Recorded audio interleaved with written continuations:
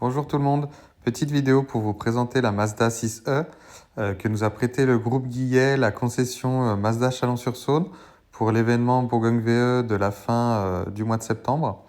Voilà, on a pu tester ses fonctionnalités V2L à 3,5 kW pour faire des crêpes notamment. Et donc on a devant nous un véhicule qui fait 68,8 kWh pour 258 chevaux en propulsion. Donc j'ai pas eu l'occasion de faire un vrai test de charge, mais sur une borne Lidl lambda, vous voyez que ça charge quand même relativement bien. Après, il faudra aller voir d'autres vidéos pour voir les compétences de recharge. Mais je pense que pour la consommation qui est donnée, que j'ai mesuré autour des 15 kWh au 100 pour le parcours qu'on a fait. Donc c'est plutôt très bien hein, pour un véhicule de ce gabarit-là.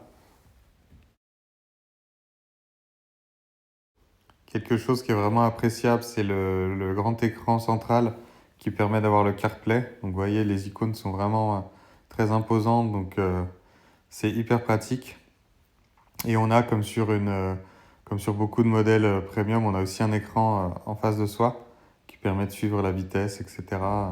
Et une vision tête haute qui est vraiment bien faite, qui projette très loin et de façon très lumineuse, du coup c'est très pratique. Donc là, j'ai fait un petit tour d'horizon de la voiture. Donc il y a un petit péquet actif qui s'active quand on roule ou quand on met le mode sport. Voilà, c'est un véhicule avec un haillon, donc ça permet vraiment d'utiliser le coffre simplement. Et à l'avant, on a un frunk qui fait plus de 70 litres.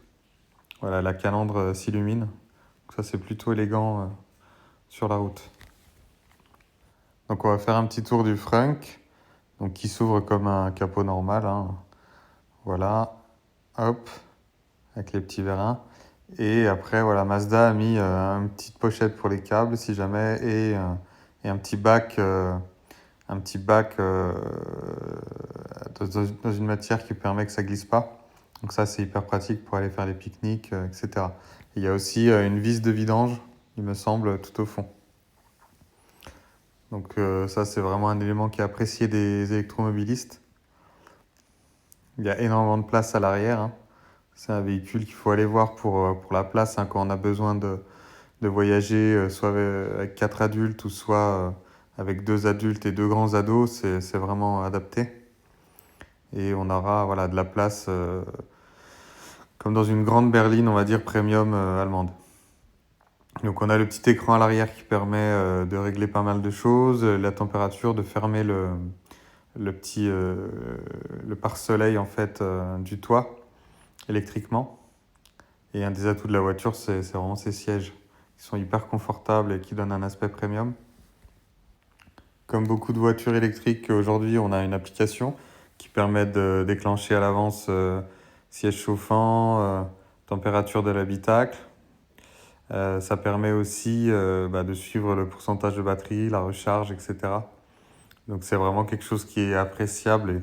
Et donc sur une voiture qui sort en 2025, effectivement, c'est un indispensable et ça fonctionne plutôt bien. L'application s'appelle Mazda 6e. Vous voyez ici, on peut aussi mettre le volant chauffant.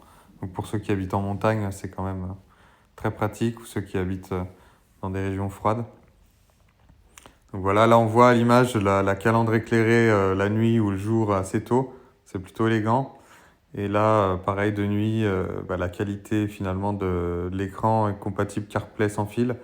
Ça permet d'avoir le GPS. Enfin voilà, on est sur un standard super agréable, super adapté pour voyager. C'est vraiment une voiture qui a vocation à voyager quand même. Beaucoup d'aides à la conduite, que je ne vais pas forcément détailler là, mais beaucoup d'aides à la conduite qui permettent de rester dans les lignes, qui permettent d'avoir une conduite semi-autonome, etc. Et des alertes de sécurité, des freinages de sécurité à l'avant et à l'arrière. Le bandeau LED à l'arrière qu'on voit aussi à l'image est vraiment très élégant. Ça rajoute quand même quelque chose de moderne au véhicule. Et comme on le voit là, effectivement, on a des grandes jantes de 19 pouces avec des pneus Michelin qui font que voilà, le véhicule tient le pavé si on s'en sert, on va dire, dans l'usage qui est le sien. Donc quand même relativement typé confort, ça peut être un petit peu dynamique, mais toujours typé un petit peu confort.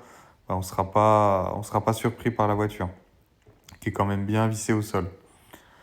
Voilà, donc un véhicule élégant, donc là qu'on avait en finition Takumi Plus, qui en principe commence à 42 900 et sur cette finition-là on commence à 44 900 avec un véhicule qui est tout équipé, qui fait plus de 250 chevaux en propulsion.